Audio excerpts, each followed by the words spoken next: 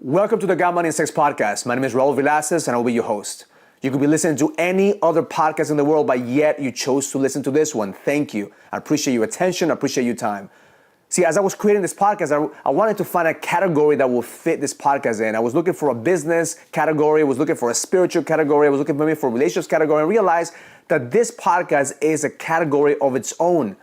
Because this is the integration. Businessmen, we're looking for balance. And the biggest lie that we've been sold in today's marketplace is that there is balance. But the reality is that there is no balance. There's only integration.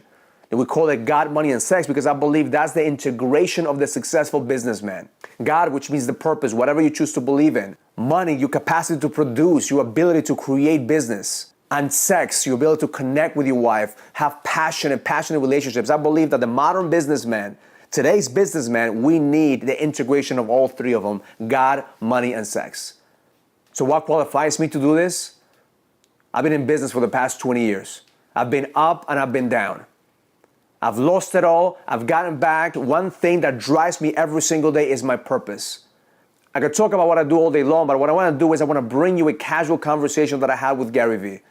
And this conversation, I was able to share with him my story of why I'm choosing to do what I do. Why I continue to strive every single day to bring guys to the next level, to help men find that edge. This conversation wasn't meant to be aired. This conversation wasn't meant to be shared. But my team thought it was so valuable for this podcast that has the foundation of why I do what I do. So as you listen to this conversation, I want you to be mindful that we're having a casual lunch meeting. And yeah, the background noise may trigger you. The noise is not perfect, but the message is important. If you like the content and what we stand for here in this podcast, please subscribe, like, and share. We like to build a community with people that want to integrate those three aspects into their life: God, money, and sex. We'll have interviews with successful business owners. We'll have interviews with men entrepreneurs, women entrepreneurs. We'll have my wife in the show. We want to bring in everything into one place so you could have access to everything. Not just God, not just money, not just sex, but the integration of it all. Thank you for listening, thank you for sharing, and I hope that you enjoy this episode.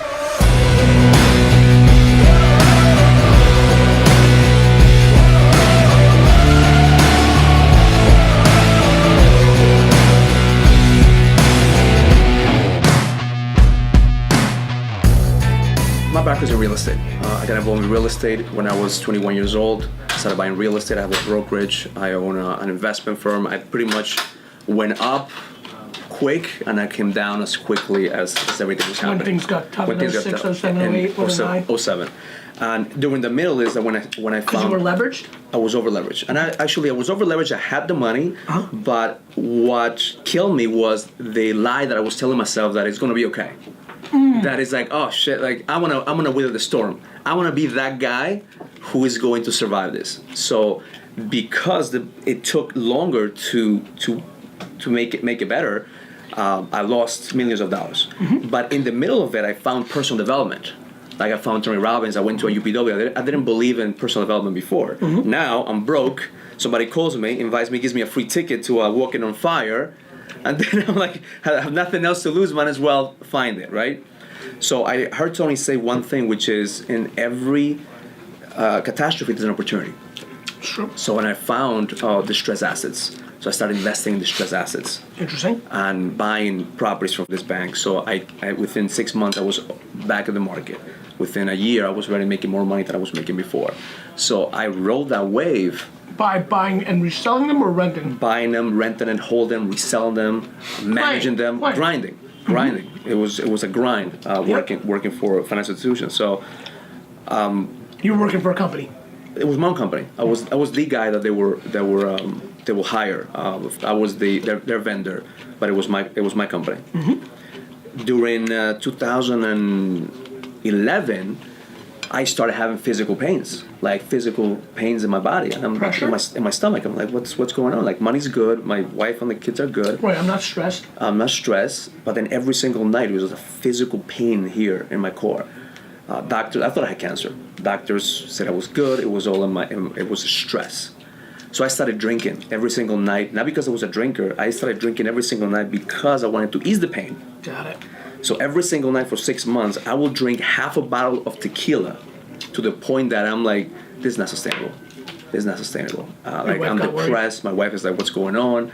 So I went to the other side of, I need to find what's going on with me. So I went to meditation. I went to reduce. I spent $500,000 Figuring yourself out. figuring myself out. It's cool. Good for you. And it took me about 1.5 to 2 years to come back. Say, Were you worried it was going to happen again? That's why you were having that pain? I was worried that Because you've been there, right? what I realized is that my stress was not being congruent with who I am. Here I am. I don't know if you saw the movie 99 Homes. There's a guy who did a movie just recently. That's exactly what we did. It's like we kick people out of their homes. Like here I am. I'm trying to give people the opportunity to make money. Now I'm in the dark side. I'm actually the bad guy. My company's the bad. My company's putting people out of their homes in the streets, and I'm making a profit. And that wasn't congruent with who I was. So the stress was, this is not who I am. I'm doing it because of the money. How you make your money is more important than how much you make. And that's why I didn't know that. And that's where the stress came in. Mm-hmm. When I realized that, okay, what's an opportunity? What do I have to offer except for my knowledge in this business? Then I started looking at personal development. I didn't want to be a coach. I didn't want to be one of these guys who didn't make it in real estate, didn't make it in business, but now wants to start teaching people how to make money by being a life coach. So I started putting just events, experiences together, inviting entrepreneurs. I call it a next level experience, right? So my first event, I spent $100,000 and I charge people $2,500 to come in. So I'm paying for you to have an experience. I'm like, I'm spending more money on the event You're investing. than I'm charging people to come because I was you're trying to investing. figure out my message. So I did that for a year. Then I figured out I don't want to be a fucking coach. Right. I want to work with entrepreneurs. I want to be the guy who's by nature I'm intense. So I started asking feedback from my clients. Like, why would you come to my events? What do you like about what I do? He goes, you one edgy motherfucker. You're like, what? You have that edge. So that's why I created the brand The Edge. Okay. I said, okay, now I have the edge. How do I give this to guys who want it? So I put a video out there. Do you think it's learnable? One of the things I discovered is that you cannot learn the edge. You either have it or you don't have the edge. 100%. So then my niche is the guys who lose the edge.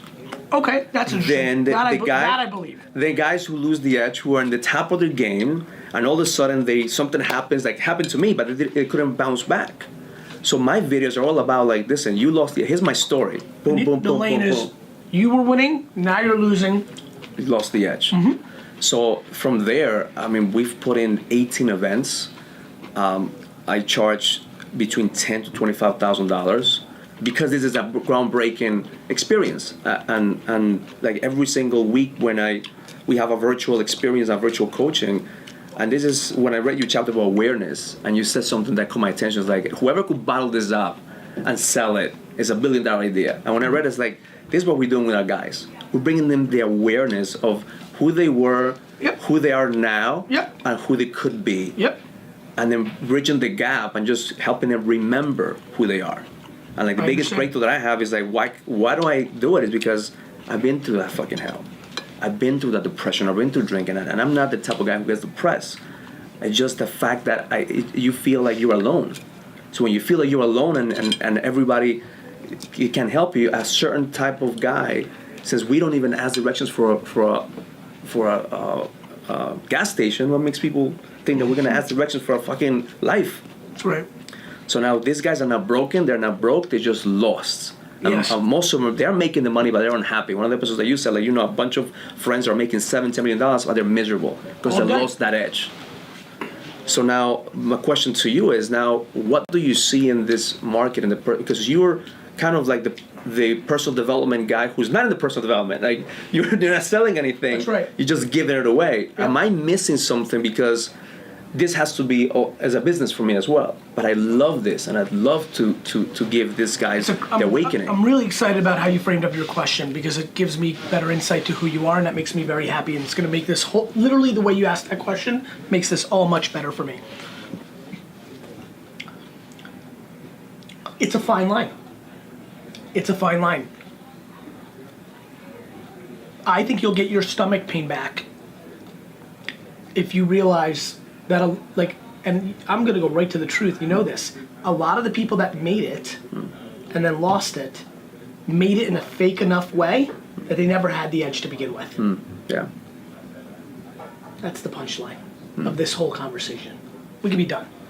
How you navigate through that is your personal legacy to those 2 children and how you feel about yourself. You will leave a lot of money on the table, but what you're missing with me, or like what am I like what you're curious about? It's interesting.